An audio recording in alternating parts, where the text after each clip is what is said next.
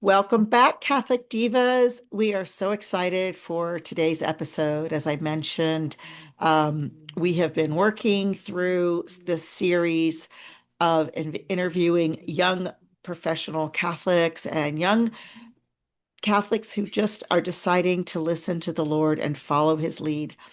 And today we do not have Mama Vicky because, as you know, she is still a labor and delivery nurse. And at this time, that is where she is. So when you hear this episode, please give a little prayer, say a Hail Mary for her and all of her beautiful patients that she serves and all those wonderful babies that she helps come into the world. But tonight or today, we are interviewing a very special young man. His name is David Noel.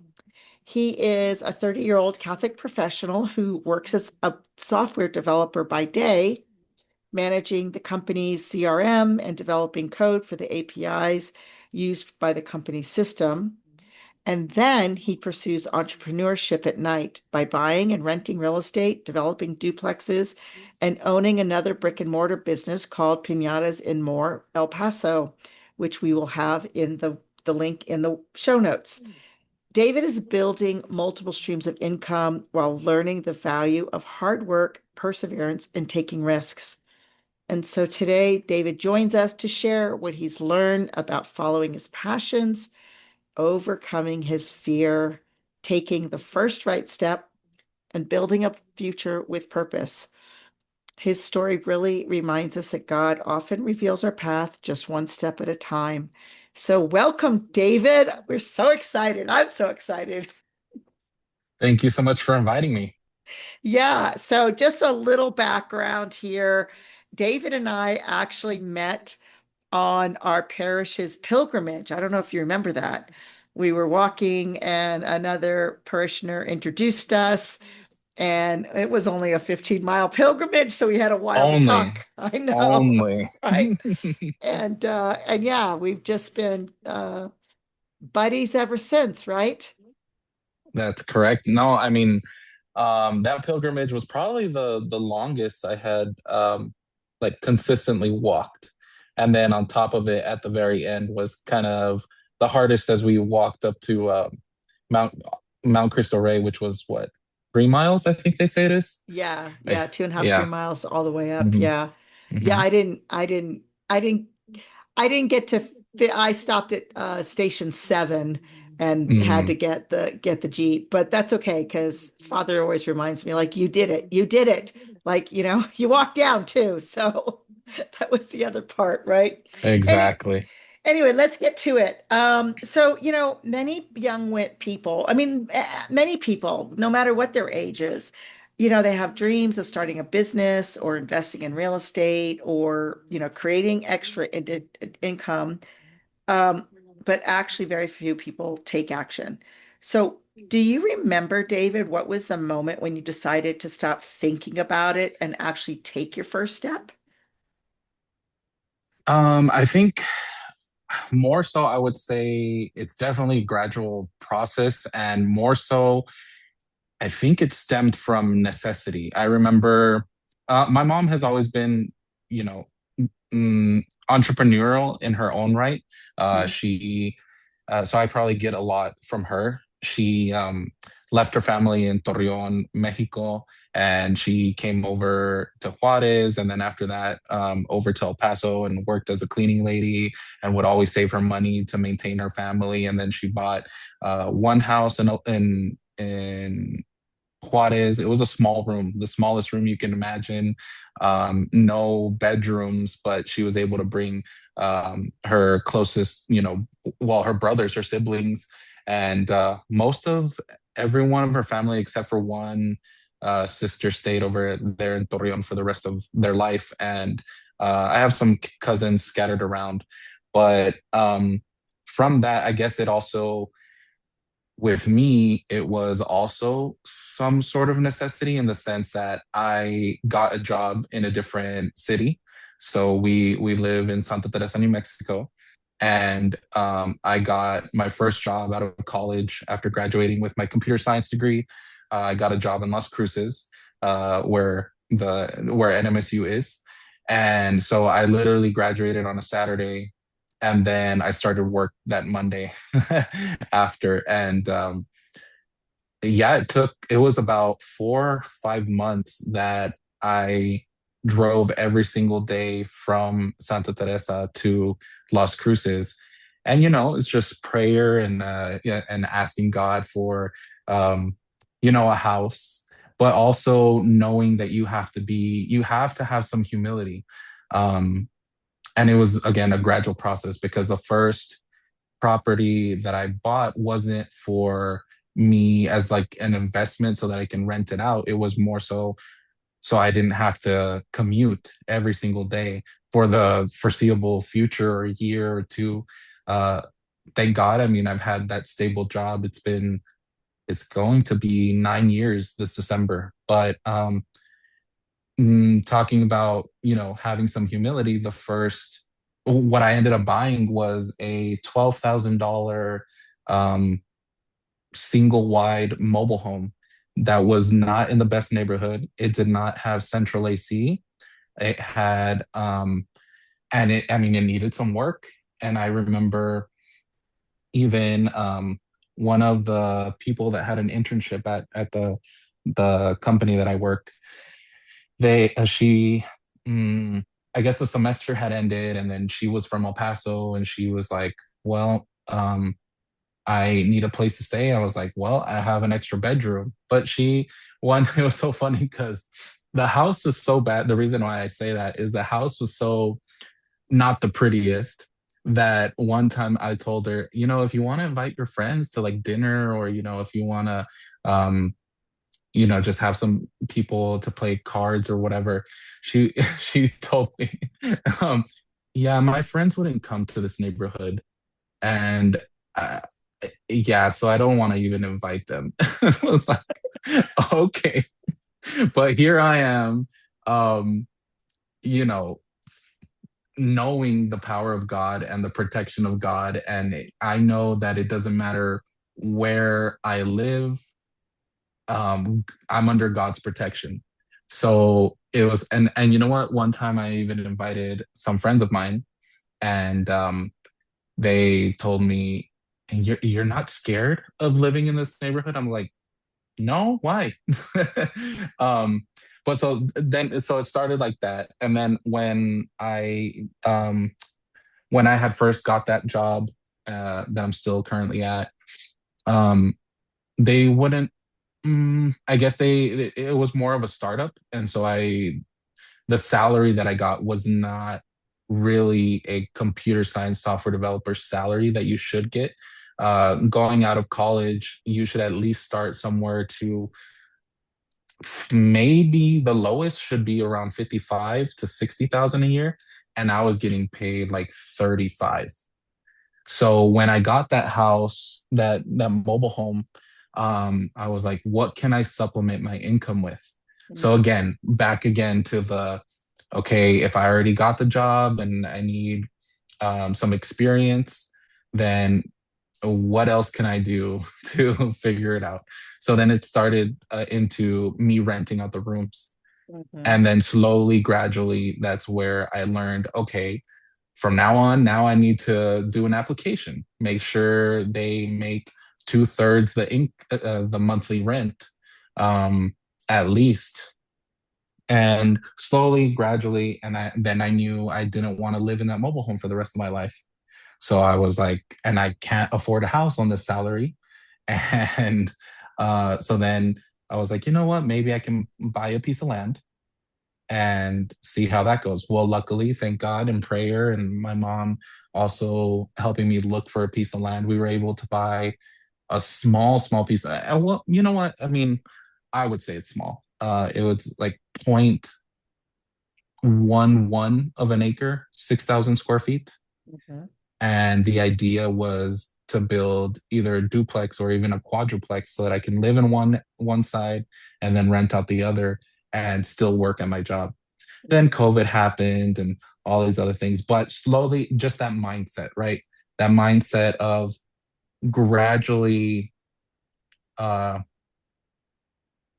finding little increments in life to and always in prayer to see where the Lord opens up a door for you, a window for you.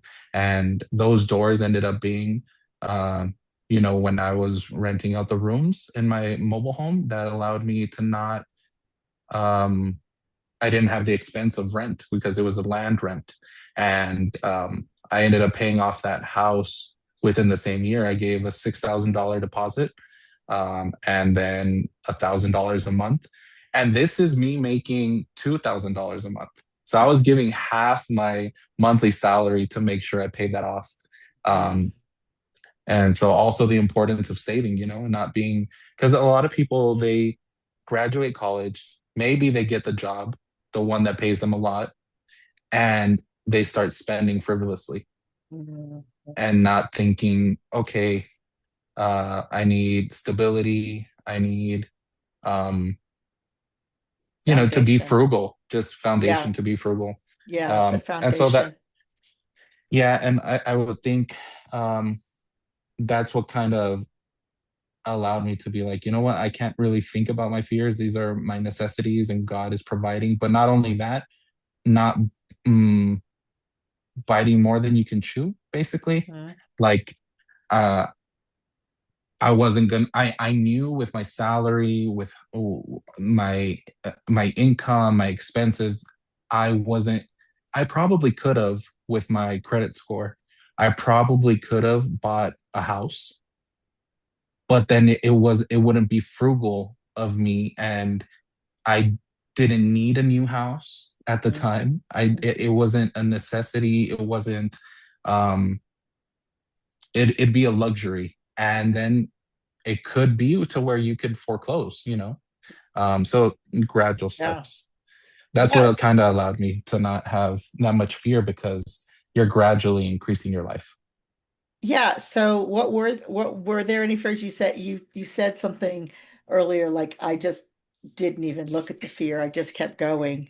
Is that what you like that's kind you just Yes. kind of like put it in the back seat. That's it's one of those things that we coaches talk about. It's like, sometimes fear is going to be there, but we have a choice, right? We have a choice Hmm. to either let it control us, or we can say, thank you, fear. You're going to be here because it's something new.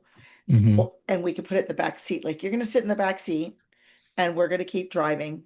And yeah, it's going to be scary because it's something new. That's where fear comes from, right? Something new, something our brain thinks anything new is dangerous, right? A bear's coming. Oh my gosh, we're going to get eaten up. It's just the fact that this is something new. And when we remind ourselves, like, this is just new, I'm going to be learning, right? Which you and I were talking about the other day when we were having lunch about just we're learning. We're just learning so much, right? But what motivates you to keep building when most people would be satisfied with just one career? I think most of it, I think, is like the desire of my family and the future of my family and the stability that I want to create for them.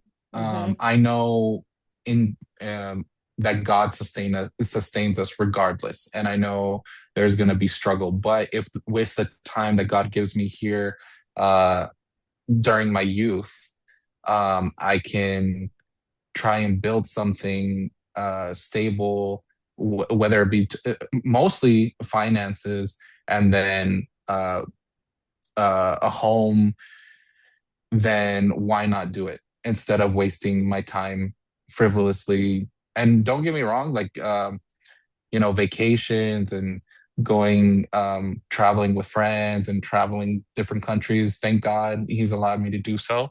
Um, but I could have been like a lot of people that I know that went to college and then, well, not for me, leave, um, or just not give the full effort to trying out just new things. Or um you know what, I even did an Airbnb once.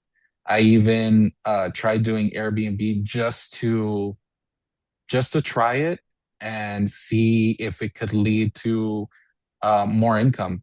And it was more work. It was more work. And I think in El Paso, there are people that come, mostly for the holidays over the summer to visit family and such. But it's not touristy enough, and it's not, mm,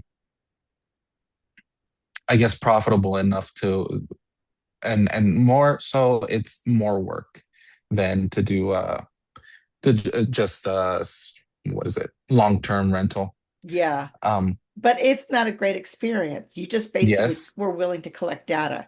A lot of times that's really what at the beginning, when you've never done anything, you're simply collecting like market research, right? Like Hmm. just data. Like you said something very clear. Like now I know that El Paso isn't the city that people would come. Yeah, they come for their summer, but it's not as touristy as opposed to maybe Phoenix, Hmm. or Scottsdale or some other place, right? Or even Mexico, right? But then that's a whole nother thing, Yeah. international renting, and those are things that you're already thinking about, but Hmm. because of the experience that you've had, starting with that little mobile home, which is Hmm. amazing, because what I find is there's this concept that this is just my own observation, and I don't know whether it's true. I mean, of course, generalizations are always just generalizations, but because the boomers and the Gen Xers did so well, the millennials and the I don't know, you got what are you, a Gen I think Z? they're Gen Z. Yeah, well, no, I'm technically a millennial, I think. Yeah, yeah, I just you're met the cutoff. yeah, Yeah. yeah. So, but because they were so affluent Hmm. in their upbringing, Hmm. many of the kids just automatically expect to have that standard of living, and they don't Hmm. realize, like, when you get on your own, you kind of like have to go down at the beginning. And I just find it really interesting in I hear this a lot of times with young people of like, oh, I've got to before I get married, I've got to do this, this, and this, right? Hmm. But what you're doing is, okay, I haven't found the woman that I want to marry, but I'm going to prepare. Hmm. It kind of reminds me of this, just is a thought that I just had, but it just reminds me of the betrothal season of the Jewish tradition, right?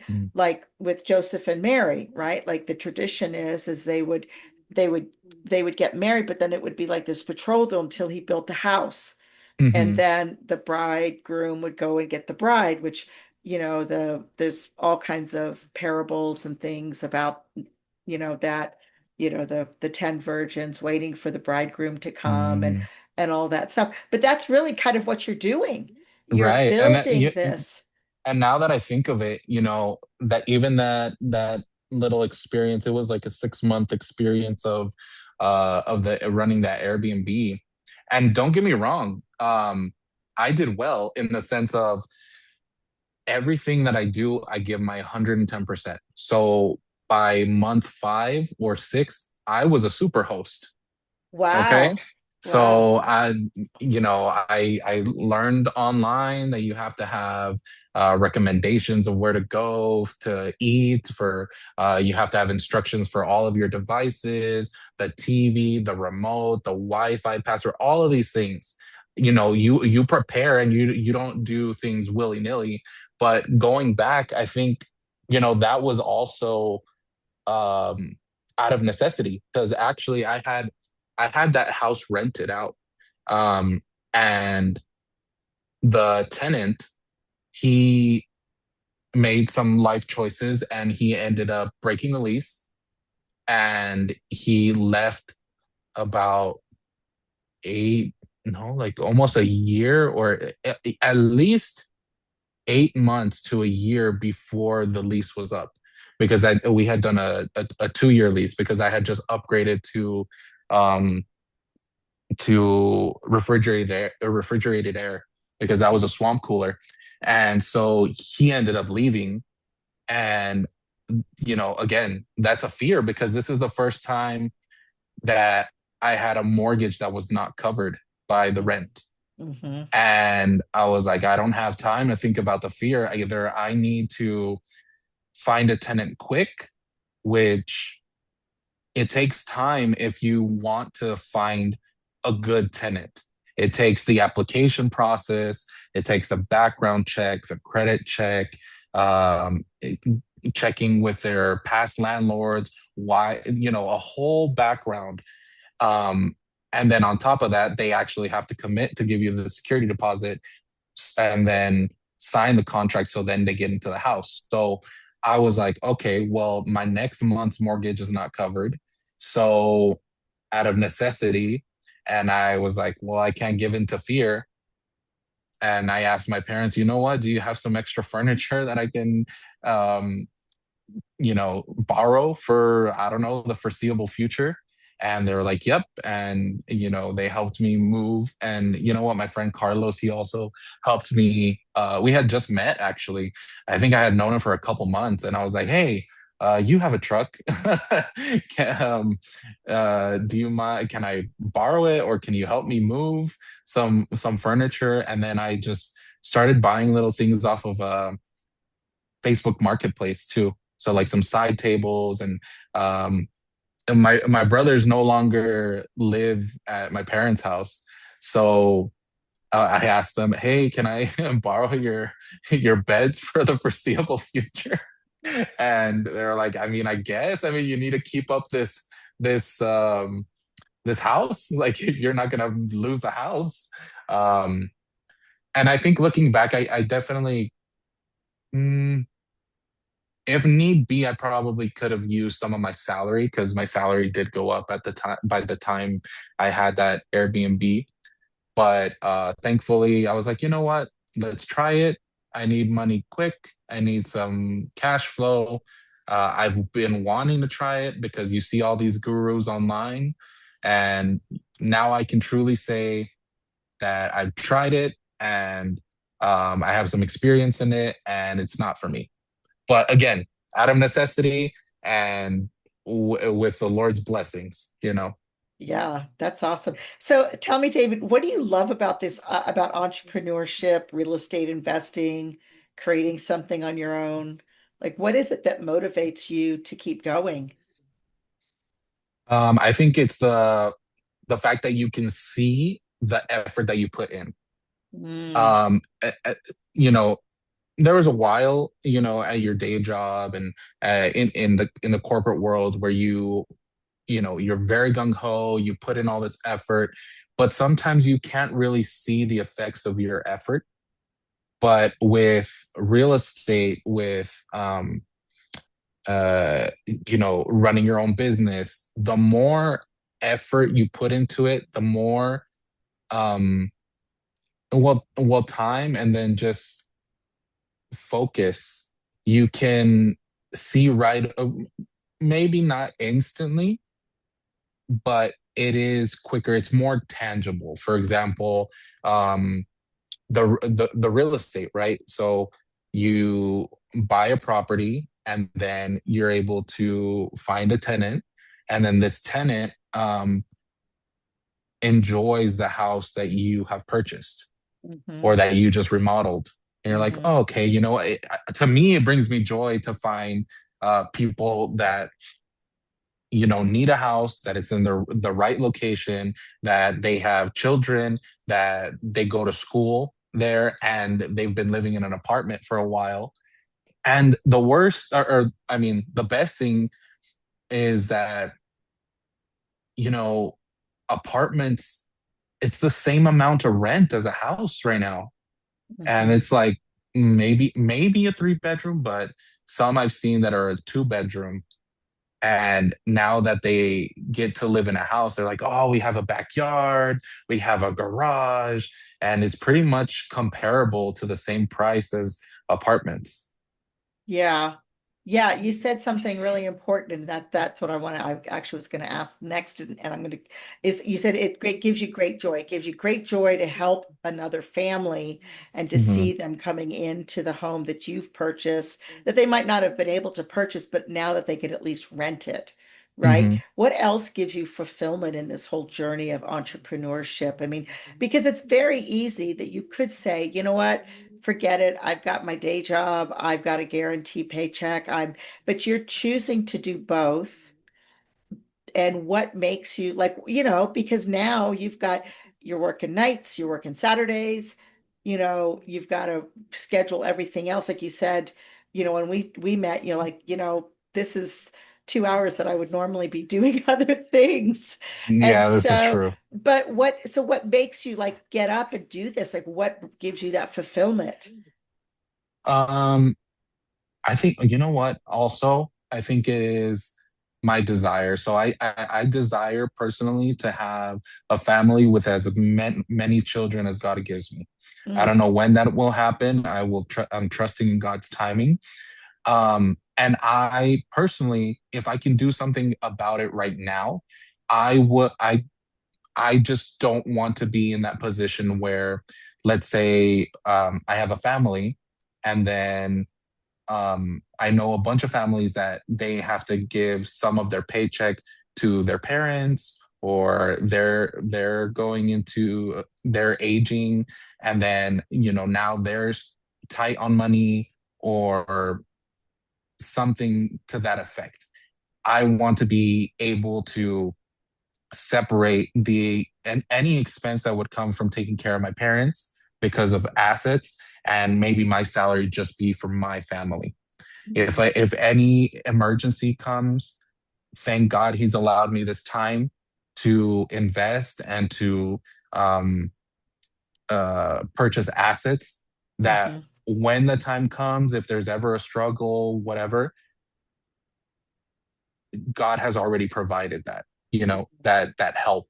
Yeah. Um, that's one thing. Another thing is, and I'm not saying I want my children are going to be the most spoiled, but I want to teach them, the value of money and the value of hard work. And I feel um, as they see me work and as they see me um, not only work for myself, but for others too. Um, being able, the fact that you are able to give $5 to someone who is hungry on the street, or the fact that you can comfortably give your what is it called, your tithe, you know, the fact that you can volunteer at church because you have your expenses covered, Hmm. the fact that you can buy pizza for the youth group because you are living below your means, Hmm. and all of I don't want that to go away when I'm married and have children because I wasted my time and when I didn't have a family, Yeah. Um, yeah. Yeah, that's beautiful. That's beautiful. 'Cause you've got a forward vision and you see what you want and you see what you want to instill in your children. You know how you want to live with, raising that family. Um, Let me ask you, we're going to kind of switch because you're like entrepreneur, you're just all over, really fulfilling entrepreneurship. You decided to purchase a brick and mortar business, what, about 2 years ago now? Yeah. It would be January of 2025, so Okay. almost 2 years, Yeah. a And year and a half. what kind of lessons have you learned there as opposed to, the real estate aspect and developing and renting and doing all that stuff? Because that's a totally different beast, really. Yes. So the reason for that, um, I had again listening to the gurus online, and after I had done the Airbnb, and I was like, you know what, that's not it. And then I had also, on that piece of land that I had bought when I was in the mobile home, and I knew I didn't want to live in a mobile home the rest of my life, or at least for the foreseeable future. we ended up building a duplex on that land. And God works, his timing is perfect because I had bought that piece of land before twenty Before. twenty when COVID happened. Mhm. And it trying to get permits and trying to get permission to build a duplex or even a quadruplex took about 2 years. And through COVID, I was able, since I was saving money to try and build this out, and nothing was happening because apparently the world was shut down. Um, that allowed me to It was purchase shut two. down. Right, yeah, yeah. So it allowed me to purchase two other houses that ended up helping me get a loan for the duplex because now I have assets to where it's okay that they can lend me $250,000 because if whatever happens, they just sell my stuff and then they recoup their money. Um, but so going back to Deciding to um, purchase the business. deciding to purchase a business, I again another endeavor. I had heard that purchasing a business, you recoup your investment in the first year, but I will confidently say to do your homework, to ask all the questions, to make sure there's no doubt in your mind that you can, mm, that what they're selling you is what they're telling you they're selling you, because that they're not lying or omitting information of how a business works. And some people go to college and they spend their 40, $50,000, or I don't even know how much over the time of their their Education. education. But um yeah, so I went in naively and I was like, well, I'm gonna be an owner and this business is gonna run itself, and they have employees and they have drivers and they have delivery and they everything has a process. And no, I went in and naively thinking everything was working as a good wheel, a very well lubricated wheel machine, and it wasn't. So now I've definitely learned uh, to not do anything with doubt, to definitely ask all the questions, to um, yeah, thoroughly investigate, and but again, n- once I signed, now I was Committed. in desperate committed and in desperate need to figure it out. And Yeah. yes, I had fear, and yes, this was the first time doing it, and yes, uh it seemed that no one knew anything and no one could help me, and uh but it's just me, God, and my family. And my a lot of it is my mom, because she's there most of the time because I have a full-time job. So Hmm. she's there most of the time, there in the day to day. And on the weekends, I was able to set up a website. I was able to take pictures of all the products and put it online. I was able to um, do all the social media on the weekends or after work, during the weekday, post consistently online, schedule posts. Um, uh, what else did I do? Oh, the logo, the branding, um, the email, setting up uh, the domain name, the Facebook page, all the Facebook, TikTok, Instagram, um, the name, rebranding because it had setting up the LLC, the EIN, um, all of these things. I had kind of dabbled with it, but the fact that it was out of necessity pushed me even more. And again, I couldn't pay attention to the fear because it was do or die. And even Yeah. now, I would say it's definitely, I would say, an almost a 180 turnaround, to how things were running in the past to how they are now. Now it's more streamlined. We get constant um, new customers, Like these are customers that have never bought a piñata before, but Wow. but because they saw it online, and Hmm. because they saw the quality, because that's the other thing, right? You have to give again your 110%. Hmm. And I can confidently say we have the best quality piñata in El Paso that Hmm. if not the nation, Hmm. because every single piñata on these weekends and after work, it was quality control. Nope, I Hmm. didn't like that face that or that decoration. And we have, if you go to our website, it's piñatasandmore.com. We have at least 300 different kinds of piñatas, and they have all gone through quality control, my quality control. Yeah, that's and amazing. and again, it's a thing of, doing things well, because that's, to me, I feel like that's what God wants. If you're going to clean, clean well. If you are going to own a home, maintain it well. If you are going to run a business, run it well.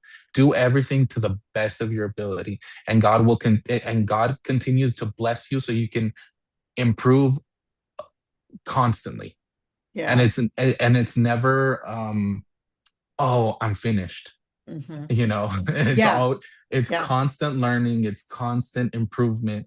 And honestly, that's what God calls us to be, Yeah. constantly improving in our prayer life, constantly improving in our um just work life balance, our emotional life, because there's just a lot we can improve upon, and we're Yeah. called to be Christ-like. And so we're called to that extent of Yeah. control over our emotions, our thoughts, our whole body, our everything.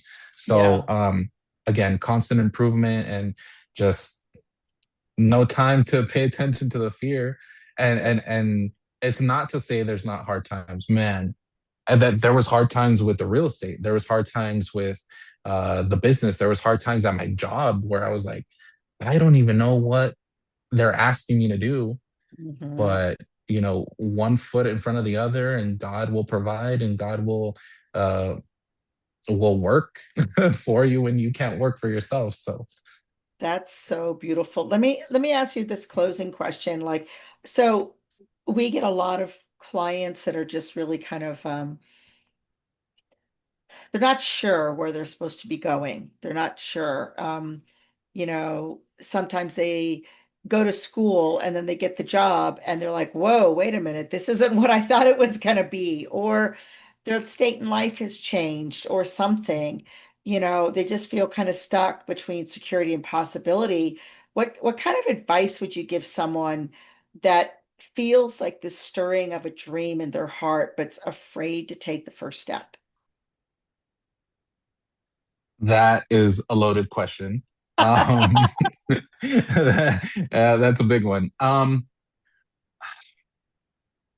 guess first, I personally, and this is not financial advice, this is not professional advice, but I would Human determine, experience. yes, this is human experience. I personally would determine how big of a role money has to play in the life that we want, or the life that we desire for ourselves. And the thing is, I feel many people have grown up to think that having money, or wanting to scale up in life, to it, or even being rich, is a bad thing.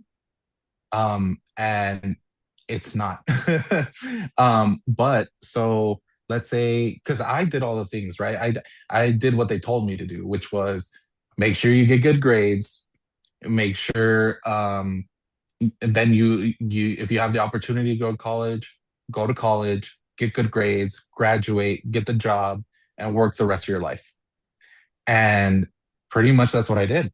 I got good grades, I got scholarships, I got a full ride to New Mexico State University. I picked some major. I wanted to be a computer engineer, but then I picked computer science because I wanted the name computer in my degree. and it was difficult, but I knew that it would be a bigger salary than maybe, I don't know, probably communications or history, or, and not to say those aren't important, because they are. Um, but I know I needed money in order to invest and in order to uh, build something, I guess, that my parents didn't have. So first off, if, if you graduated, you have your job, uh, just maybe wait it out, have taken the experience, and then figure out, okay, financially, what can I do? If you don't want another job, maybe save up some money, try to start out slow, and um, maybe buy some stuff and resell it online. It doesn't have to be the next job, but you do have to be frugal and be like, okay, these are my expenses. This is what I need to um, have baseline so that I can spend on necessities. And then, maybe I can either start my business, or get another paying job, or save money and then go back to school for something that you're interested in. But all of that through prayer also, or mainly, because it's like, okay, you have to have this conversation with God. Oh, you know what? I'm not happy at my job. I know I need money. I know these are my expenses. And also, do you have a responsibility? Let's say you have either a sibling, or you have a daughter, or you have a son, or maybe you're even married. So all of that comes into play before you can make irrational decisions on emotions, you know? Yeah, yeah, but the most, I mean, I would say, yeah, absolutely. And listening, like you said, prayer is the first part, right? Because God puts these desires in our hearts because He has a mission for us.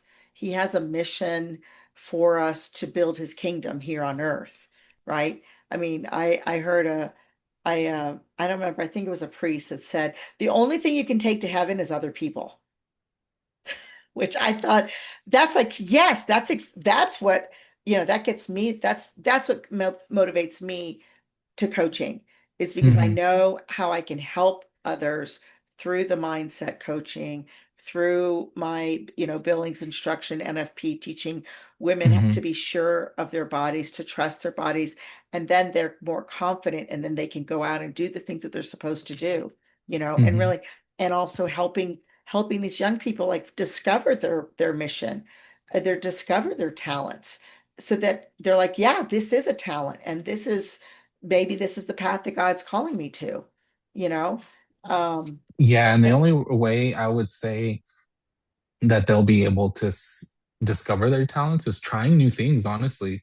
right. I um you know when I started investing in the real estate, I didn't know I had a knack for management. But you need to know how to manage in order to pay all the bills, all the mortgages, all the insurance, you have to have everything organized. Hmm. Even when I was the, um, I guess, quote unquote, general contractor for Hmm. building out the duplex. I have no experience. Just saying. Before that, no Hmm. experience. But I had to learn how to talk to subcontractors, and manage the electrician, the plumber, the framer, get materials, all of these things. Um, but I wouldn't know that I was capable of that until I kind of experienced it. Or Yes. And that's another, you know what, that maybe is the reason why another uh, I also bought the piñata store, because I was like, I know how to manage. I can figure it out. Wow. Yeah, and But that's I don't right. know. And that's right. And that's kind of one of the things that I teach my clients is God leaves us breadcrumbs, right? You had this desire, you had your mother showing you what an entrepreneur looks like. You Hmm. knew that there were other options, and You were willing to take the next right step and you looked at it as an adventure. You're willing to try. I'm learning, I'm expanding, I'm asked, and now you have these new skills and you're like, yeah, I know how to manage. I could manage a lot more. And your confidence has increased. And so Hmm. therefore, you like you said, you built it up, you built it up, now you're going up, now you're going up, now you're going up. You're reaching the capacity, you're fulfilling that capacity. And So I feel a lot of people don't, again, I guess goes back to humility, right? God calls us to be humble. And I feel a lot of people have come up to me and they're like, what should we start as a business? What kind of thing can we do? This, that, and the other. And then I tell them start small. I tell them post online that you sell uh ready or meals. You meal prep and you ask for a deposit. And with the deposit, you go buy the food, you cook it, and then you get the second half when you deliver. And they look at me like, okay, but that's going to give me like $20 profit. And they want hundreds and yeah, thousands. that's And I'm right. like, but you can build upon that. Yeah, It's that's right. not. Yeah. And I think That's when I started, I guess it would almost, yeah, it's almost going to be a decade. Because I wow. even remember the reason why I had those $6,000 to begin with when I bought the mobile home was because I saved all of my FAFSA. I Mm-hmm, saved all of my FAFSA throughout college, and the only mm-hmm, money that I would spend was the money that I got from my day job. And I mm, remember part time in college, I think if anything, I made like $1,000 a month to mm-hmm, spend, mm-hmm, but I saved all of that FAFSA. And I even mm-hmm, did internships during the summer, and I mm-hmm, saved that money too because I knew I was like, okay, mm-hmm, something happens, I need to invest somewhere, whatever. And mm-hmm, thank God it led me to the mobile home, and that was the mm-hmm. first thing. But Yeah, I feel like people don't want to start small. They don't have the humility, the capacity to be. Um, yeah, it, Maybe they think they're going to get made fun of, but just keep quiet, stay low, and yeah. start small. Yeah, that is beautiful. And you're right, and humility doesn't mean just, that we're doormats. True humility is acknowledging who we are and who we're not. And Hmm. starting small really means like I really don't know what I'm doing, but I'm going to do this thing first.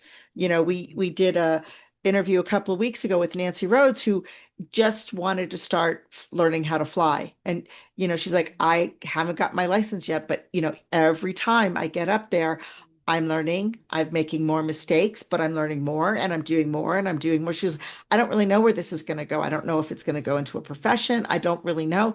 I'm just taking the next right step.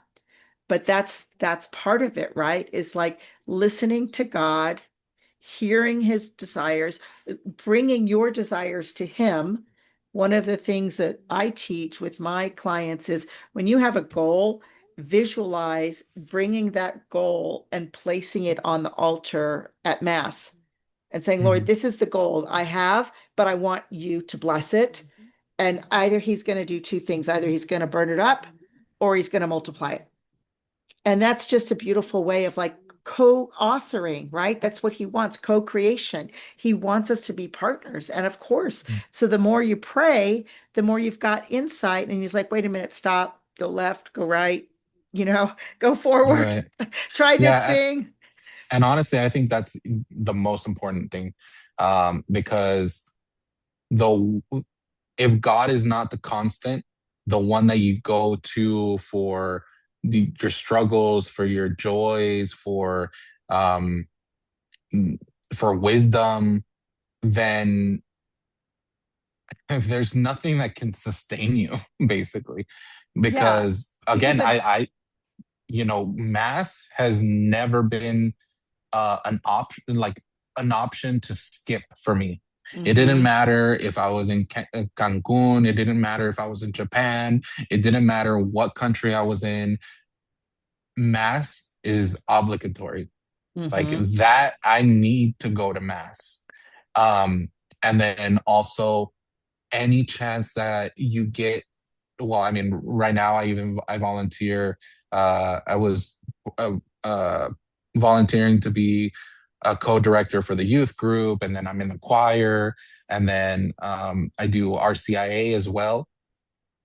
But that has to be a constant. Like if I'm not close to God, whether it be volunteering or no, well, just I Worship, guess yeah, worship, just worship. and serving, because that's Yes, what he calls exactly. us to do, is to receive and then go out, right? That That's the whole part. that truly renews you. It Hmm. really it renews you, and it gives you it elevates your spirit to keep on going and know that you're not alone through any of the struggles. Maybe you decided to go into one endeavor and it's not going the way you planned, and but you know that God will sustain you as long as you allow him to, Yeah, and maybe that means closing your business, but at least that was a lesson that God had planned for you, yeah. or at least help you through. Hmm. And definitely, especially, I mean, as I grow, the importance of going to the Blessed Sacrament, Hmm. even 15 minutes, Yeah. even um, I think I heard from a priest or someone that he had a friend, and he was saying how this friend, she was either a lawyer or something, but she knew every single church in her vicinity that had perpetual adoration, and she scheduled her day. And if it was whether on the way home or in the morning or during lunch, she always visited the Blessed Sacrament. Hmm. And, I mean, you can't get, aside from receiving communion and God being truly present in you, in what's it called? Bloody soul, blood, soul, and divinity. Um, the Blessed Sacrament, he's there. Yeah. Yeah. He's truly, truly present. So, Yeah. um, yeah, that's Well, definitely important. that's beautiful. Thank you so much for spending time with us. We really, really appreciate it, and we really want the Lord to bless all of your endeavors. And guys, I'm just going to say it, Catholic Divas, this is a young man who is still single. So reach out to David Noel, because I want to be witnessing his beloved and helping him have all those babies. But we're going to close out with our scripture verse, where our blessing from St. Paul from First Thessalonians. So let us pray. In the name of the Father, and of the Son, and the Holy Spirit. May the God of peace himself make you perfectly holy, and may you entirely, spirit, soul, and body, be preserved blameless for the coming of our Lord Jesus Christ. The one who calls you is faithful, and he will also accomplish it. All right. Amen. In the name of the Father, and of the Son, and the Holy Spirit. Till next week, Diva, we will be going into July, which of course is my favorite month, National NFP. And we're going to be talking all things natural family planning, contraception, and all the things. So stay tuned, and we will see you then. God bless you. Thank you so much.